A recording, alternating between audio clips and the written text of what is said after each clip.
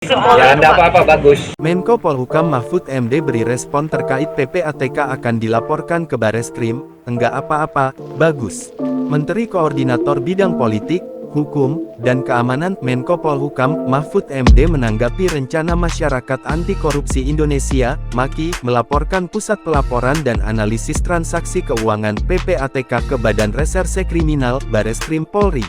Pak, soal MAKI yang mau melaporkan PPATK tuh Pak? Enggak apa-apa, bagus. Bagus Pak. Berarti didukung dong Pak? Biar ketahuan Apa? melanggar atau enggak gitu. Iya, enggak apa-apa. Berarti Nanti mendukung juga, kan hari Rabu saya diundang ke sana. Kita uji keahlian ya Pak. Keahlian hukum. Uji logika dan uji kesetaraan juga. Jangan dibilang pemerintah tuh bawaan DPR, bukan. Bapak, Udahlah, pokoknya Rabu saya datang. Kemarin yang ngomong-ngomong agak keras tuh supaya datang juga. Ia mengapresiasi rencana pelaporan itu. Mahfud mengungkapkan, pada Rabu tanggal 29 Maret tahun 2023 ia akan memenuhi undangan Komisi 3 DPR untuk membahas soal transaksi mencurigakan sebesar 300 triliun rupiah di lingkungan Kementerian Keuangan Kemenkeu. Pada saat itu, Mahfud dan pemerintah akan beradu logika mengenai persoalan transaksi mencurigakan dengan DPR. Saya bacakan pasal 11, Pak.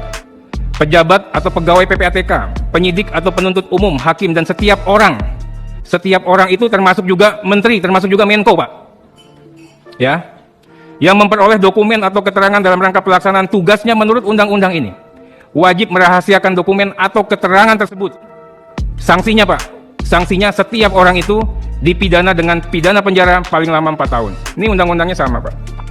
Meski demikian, Mahfud mengaku belum menerima undangan dari DPR mengenai jadwal pertemuan itu. Sebelumnya, MAKI menyatakan akan melaporkan PPATK ke Bareskrim Polri pekan depan.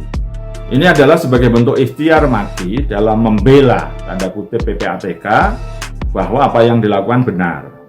Dan kalau ini dikatakan tidak benar oleh DPR, maka saya mencoba dengan logika terbalik mengikuti arusnya DPR dengan melaporkan kepada kepolisian PPATK dengan dugaan membuka rahasia sebagaimana undang-undang yang mengatur PPATK, dan itu diancam pidana.